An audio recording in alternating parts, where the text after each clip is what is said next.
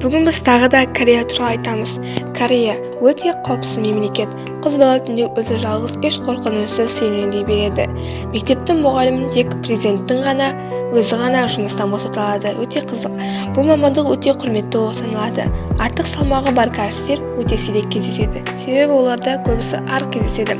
Кореялық әйелдер терісін және шашын мұқият күтіп, көптеген косметикалық құралдарды пайдаланады. Олар көшеге боянбай шыға алмайды. Кәрістер әнді жақсы айтады. Сондықтан Корея елінде караоке клубтар жиі кездеседі. Кәрістердің әніне қарағанда BTS пен Blackpinkті бәріміз білетін шығармыз.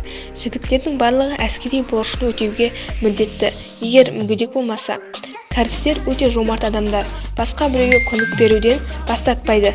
Жалпы стереотипке қарамастан, кореялықтар көбісі иттің етін жемейді.